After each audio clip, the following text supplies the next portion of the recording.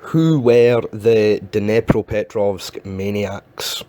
What I'm going to do in this video is just give a quick little historical rundown of some of the information I can find out about who these guys were, although what I won't be doing is divulging any extra information or information pretty much in general, outlining what was going on in the infamous video for which they are famous, Three Guys One Hammer. If you're interested, intrigued, curious, you want to know what happens in that video, which is the snuff murder video that was leaked onto the internet, and these guys, it gave these guys notoriety. If anyone's intrigued about that, then I do have another video explaining what happens in that murder video. So yeah, this is like the little companion for that. I will not be talking about it in this video. I'm just going to talk about who these guys were, their history, where they were born, all that kind of palaver. But if this is what you like, fucking like, subscribe, all that shit. I seem to have got a few more subscriptions and views on the Luka Magnotta murder video explained. That's why I'm rolling with this fucking gnarly content. So here we go.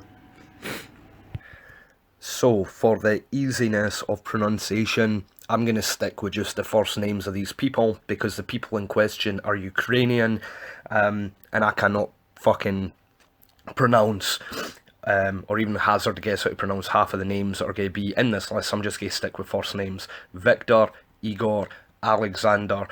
Those three dudes are collectively known as the Dnepropetrovsk Maniacs. Like I said, Ukrainian serial killers, thrill seekers. They done a lot of robbing. They even killed a cop at one time. And it's worth noting a couple of things. One, the latter of that trio, Alexander, he was not present at the murders as far as I can make out. And there were 21 of them. 21 murders.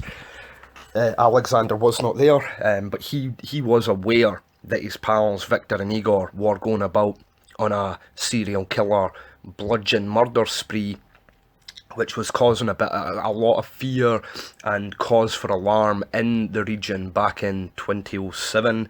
But he was eventually in the end done, albeit to a lesser sentence, but he was aware of the crimes. He also took part in crimes leading up to the murders, the usual serial killer MO, you know, cruelty to animals, all that kind of shit, hanging cats, bludgeoning animals, whatever. And the other thing to note when it comes to these murders is the Dnepropetrovsk Maniacs did not show any prejudice for the victims that they would choose. Men, women, children. No fucks given. These guys were on an absolute rampage, and I will get down to a list of victims and a little nuggets information on how each one was, maybe not how each one was treated, but some of them, what happened to some. But like I say, I will not be divulging any great detail. The detail, if you need it, is in that other video that's going to be Three Guys, One Hammer explained. Anyway, Viktor, Igor, Alexander were all born in 1988, and from what I can gather, to wealthy, influential parents, and they all attended school together. This is even these small parts, these are the small parts that really fucking blow my tits the most. Like, you've got three dudes here. They were, like I said, they were born into wealthy families. They had decent parents by the sounds of it. They attended school. They had education, and somewhere along the line of their, what sounds like a reasonable upbringing, a decent, maybe not decent, but you know, there's nothing there that would suggest that they had a bad upbringing, that could maybe help to pinpoint the starting point for their descent into depravity and evil and absolute chaos. You know, it's really, it almost seems like it's a little easier to comprehend if you hear that the killer in question was maybe, you know, bullied or molested or battered as a child, or witness to a lot of domestic violence or shit like that. But that does not seem the case. with these guys. Apparently they had different several phobias, and they would deal with these phobias individually or together as a collective by partaking in strange activities such as standing on balconies at apartments, hanging over railings of high bridges and such to conquer their fear of heights. And it's saying that one of them, Alexander, had a blood phobia, and it was actually Igor who had suggested tackling that by torturing and killing stray dogs. So this is another thing as well, the concept of the serial killers, or these people that go on to, you know, not just murder, but murder in a certain way. You know, their proclivity is to go all fucking out. You know, the kind of shit that makes its way into being called one of the top 2 or most gruesome, most infamous and horrible, evil snuff videos ever seen on the fucking internet. The idea that, or when you see people talking about it, they might be like, how could someone fucking do that? And absolutely, I fucking resonate the sentiments and those questions. How do people get to that? But I think one thing, and this penny only dropped in the last few days, is with these serial killers, they're maybe not just mutilating animals as a means to get off on it or enjoy it. It's maybe not even seen as, well, it definitely is that natural step up onto humans, because by the time they get to the human, they have completely desensitized themselves to the brutality of doing it to an animal. By the time it gets to humans, they don't give a fuck. Like, they're not going to look at that and be like grossed out or think that they're doing anything. I don't know. It's hard to describe, but you know, they take their time with animals, and then when they're like, right, we've seen enough blood and guts here, now we can date a human. The point is they're not going to flinch, and that is one thing that I noticed in the video. Like I say, click on that video, is just how calm people can seem in these moments, and it must take a bit of time building up to that. Apparently the guys were also enthusiasts over the Nazi cause. Thought about doing a video about the Nazis in South America, actually, because there's still whole populations and communities that are Germanic descent from when all the or not all the Nazis, but a big proportion of the Nazis that fled Europe at the end of the war ended up in the likes of Argentina and South America, and those descendants and whatever, a lot of rhetoric apparently in that area still flows with a kind of Nazi head. So that shit fucking intrigues the shit out of me as well. I was thinking of doing something like that. Anyway, the Maniacs, after graduating high school, they got jobs. One of the jobs that they had, one was a security guard, one was a taxi driver, and the other just was in and out of different jobs. So these guys, they did keep employment down. They were out there earning a wage, you know, mingling as part of the society, doing, for lack of a better term, normal things. But even then, you know, the fucked up nature of their desires began bleeding through, because what they would do they would start robbing and attacking passengers off, you know, that were in the taxi. I believe that was Igor. Igor was the taxi driver, and he would pick people up, and then they would end up, he would attack them or rob them and such like that. But after a while, this just was not doing the business for them, and that's when they decided to move on to killing people. So I think it's fair to assume that in amongst all this working and getting jobs, and you know, this is at the point where they'll be mutilating animals and such as well. There are a couple of pictures out there you can see. There's one with Igor sitting next to, I think, a wee cat. The wee cat's like fucking dead, bludgeoned or something. And there's one with Igor and Viktor with a cat hanging in a tree behind them. And I don't know, because I'm really, really bad with breeds of cat, but it kind of looks like that they maybe like shaved its wee face or something as well. I don't know. But you know, like I said, that was becoming not enough for them. Robbing people in the taxis was becoming not enough for them.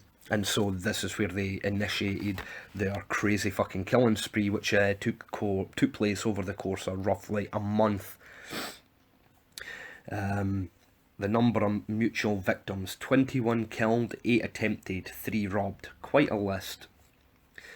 Quite a list. They used to draw swastikas with animal blood and salutes and stuff like that. So, you know, they used to take photos. This was all stuff eventually used against them as evidence. You know, they took the cops took their phones, their laptops, and they had hundreds of images, videos. I think actually they recorded a bunch of their murders, although from what I can gather, and I have not scoured the fucking internet checking, but I think it's only the one excuse me, infamous video, 3 Guys, 1 Hammer, that ever made its way online. And considering the brutality of that video and just the brutality of these guys' crimes in general,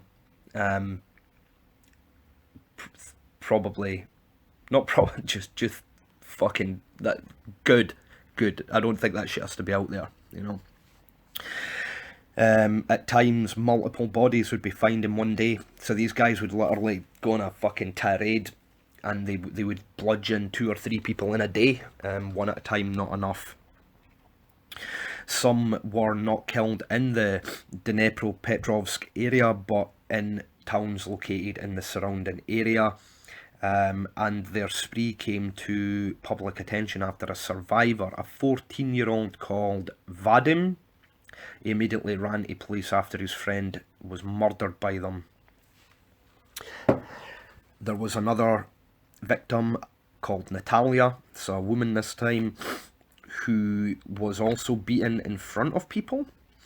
And this was reported to the police as well. The other thing that I always think when I'm, or consider, or contemplate, or it comes into my mind when reading or listening or watching this sort of content, how the fuck did they not get caught sooner? You know, they're committing these crimes in front of people. And I mean, this is only 12 years ago. This is not 50, 60, 70 years ago when there's no, you know, fucking DNA testing or no CCTV cameras or whatever. And another thing that these maniacs done is they would take a lot of belongings. So even after they started killing people, they would still rob them after the fact. And they would go and pawn the stolen goods to a select few pawn shops in the area. And I think it was actually after this, they took a mobile phone in that got tracked. After the pawn shop owner had turned on the phone to make sure it worked, and the police managed to track it, and then that's it. But to think that, you know, 21 people, and they had connected them, and there was a bit of fear going on, you know, you would have just thought they would have caught up with them fucking quicker, you know. Anyway, obviously not. The investigation was kept a secret at first, but eventually the sketches were distributed and the victims' stolen possessions were listed to local pawn shops. So they finally got around to it. And this is kind of like the Don't Fuck With Cats documentary as well, where it kind of sounds like if the police just got their fucking collective thumbs out their collective assholes sooner, they might just have saved a life or two. But, you know, there's going to be no doubt a fucking whole bunch of rigmarole, a ladder, a hierarchy. There's going to be procedure, there's going to be rules and words written on paper that slow everything down and just, let's just say, don't necessarily contribute in an all positive manner. You know, hurry things along, maybe get things figured out sooner, but then again, at the same time, you don't want to be causing too much panic. You know, they didn't announce the Titanic was sinking until a bit later on. They did not want panic. You probably certainly don't want panic if you know you've got at least 2 people rampaging about, bludgeoning people to death. It is very difficult trying to get through all this without devil's advocating my own words, my own thoughts. But that's why all this crazy shit intrigues me. There's so fucking much to siphon through that really can't be done justice in a 15-20 minute on video, 15-20 minute video on YouTube. These are the kind of things that are probably, you know, there's a Chilean documentary about these guys out there. I've not watched it yet, but I plan on it. That's something that people could maybe look for. I can't remember the name of that, but it's a Chilean documentary. Apparently it's subtitled as well, so that's something that I'm planning on looking out for. So yeah, anyway, the phone's got the phone in the pawn shop got traced, and the next thing was these guys had been arrested. Alexander, the third maniac, the one who was the accomplice, he ended up getting 8 years, I think. He actually was released from prison in 2018, so he's back out on the road, the streets. I believe he's married with 2 children now. I think that's what I read. So he must have got married in prison, had a couple of kids. The other 2 guys, Igor and Viktor, that I would be amazed if they ever got out. I mean, if they ever fucking got out, I mean, what? So yeah, that's a rough breakdown of that. They were all imprisoned, like I said, Igor and Viktor for life, and then Alexander for 9 years it was, but he is out now. Obviously all this evidence, the videos, the photos in court were used, and it caused a fuckload of outrage, as you would probably expect. So the modus operandi: Sayenko and Suprunyuk, that's Igor and Viktor, killed their victims by savagely bludgeoning them with blunt objects like hammers and steel construction rods. They often aimed for the faces, beating them so badly they would be unrecognisable. Subjected to torture and mutilation. Pretty gnarly. So these dudes have also even inspired other people to go out and well, it's different strokes, different folks. These people have inspired me to make a couple of videos on YouTube, just sort of like, I don't know, free speech, spread the word, educate, put a video out there to explain this for people that don't really want to go looking themselves or watching it. And then you've got these other 2 guys, Artyom and Nikita, who were inspired by the maniacs to commit a killing spree of their own. They were nicknamed the Academy Maniacs. So I'll maybe have a wee look into these fucking nutters. They killed 6 people and attempted to kill 9 others during a 5-month span in 2010 and 2011 in Irkutsk, Russia. On April 2013, Artyom was sentenced to life in prison, while Nikita was sentenced to 24. They look like a couple of fucking madmen as well, of course they are.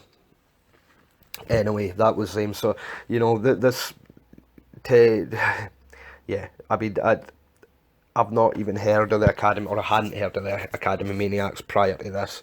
But, you know, they're going about killing a whole bunch of fucking people as well. Yeah, at least they got caught eventually. Anyway, there's a whole bunch of known victims from the Dnepropetrovsk Maniacs. Unspecified date and location in 25, an unnamed boy was beaten and his bike was stolen. Unspecified dates and locations from 2005-2007, numerous unnamed victims all robbed. And then it's 2007 when we get into the murders. On the 1st of March, 2 unspecified armed robberies. Oh, sorry, no, yeah, 2007 comes with the murders, but to begin with, you've got 2 unspecified armed robberies in March. Then June to July 21 killed, plus 8 survivors in the killing spree.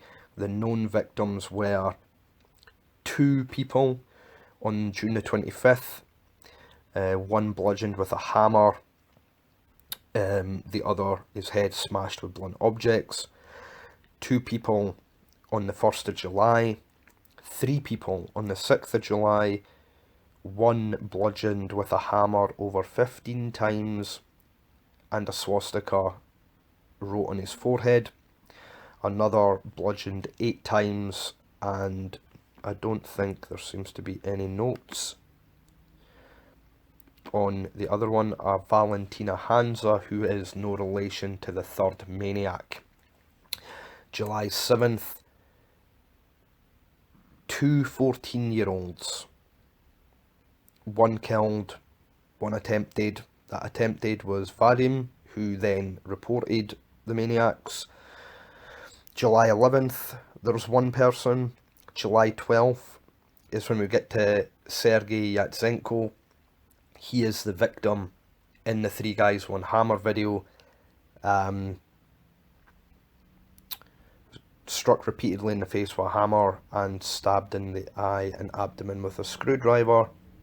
If that sounds like it is up your alley, I've got a whole little video that you can go and look on my channel and click on, and I explain that video more. Gnarly. 2 days later, a female bludgeoned with a hammer or a pipe while riding her scooter. One more on the 15th, and then in unspecified dates and locations, there is an unnamed... I'll finish with that one, right? Because I mean, I fucking forgot about it. I actually forgot about what I'm about to fucking say here, even though I knew about this.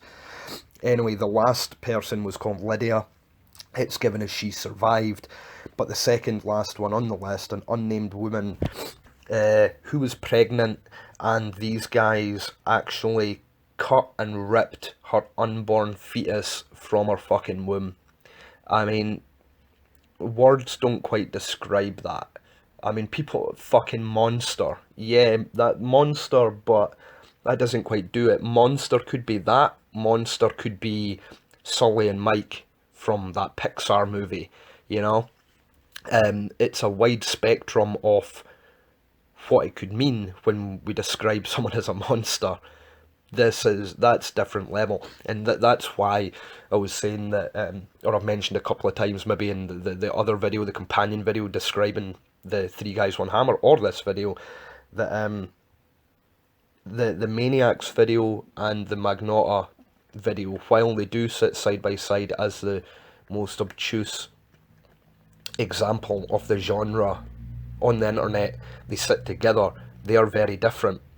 Terminator 2, very different movies, you know, but they're up there together. Excuse my crazy examples to lower this sort of thing to Terminator like that, but, you know, they are very different snuff videos, equally as evil and brutal and fucking all that. But I mean, you know, yeah, attack a pregnant woman, and I mean, this was these guys' MO. This is who they went for.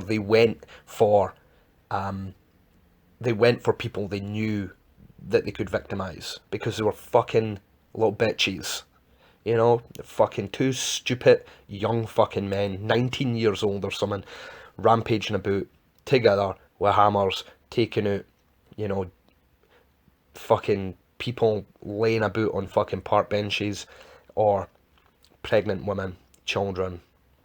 Absolutely fucking heinous. Absolutely heinous.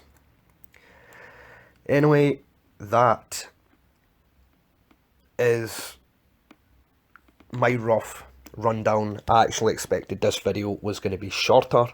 It definitely becomes easy to yammer on and on and on about all this sort of crazy shit, but I think that will do for now.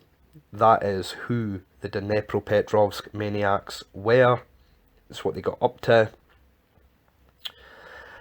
If you like, click, subscribe, all that shit, you know.